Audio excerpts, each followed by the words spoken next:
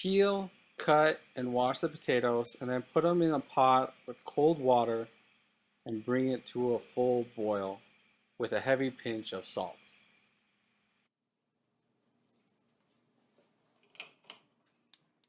Once it comes to a full boil, turn it down to simmer and cook it for 30 to 45 minutes. Heat the milk and butter until the butter completely melts.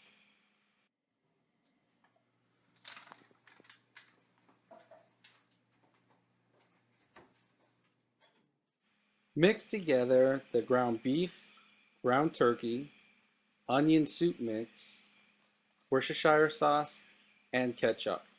You want to mix well, but you want to be gentle.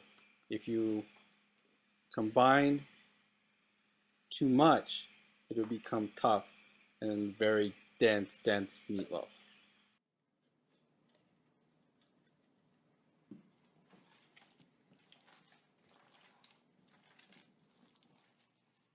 Once you are done mixing the meat, shape the meatloaf onto a sheet pan that has aluminum foil into any shape that you want, either a log or a ball, or you can make big loaves, small loaves, whatever you like. Then we are going to bake it at 375 for about 30 minutes for this size. If you make smaller loaves or balls or whatever, it will be a different amount of time.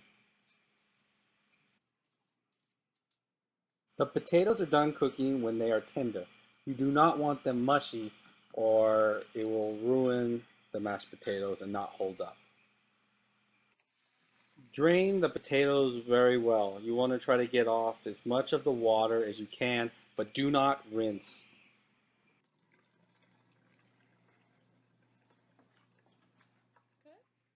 Put the potatoes in your mixing bowl. Slowly, with the paddle, mix on low until it smooths out.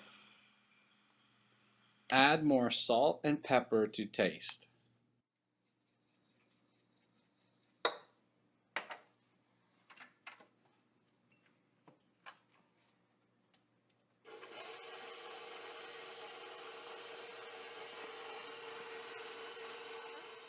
Slowly add the hot milk and butter mixture while the mixture is going.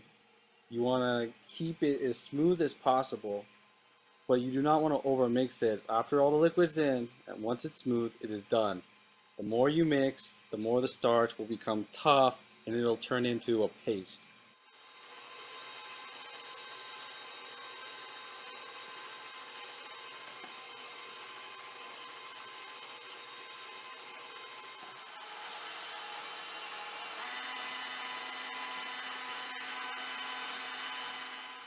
When the meatloaf is cooked, take it out and let it rest for at least 5 or 10 minutes before putting the mashed potatoes on.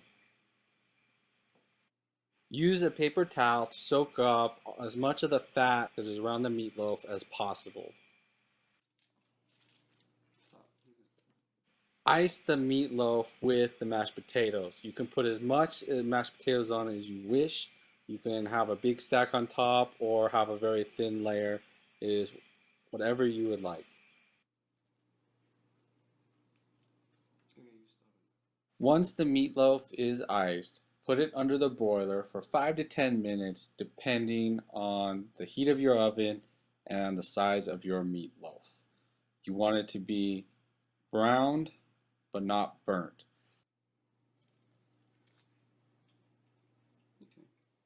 Once the mashed potato is browned, let the meatloaf cool down for at least 10 minutes before cutting with a sharp serrated knife.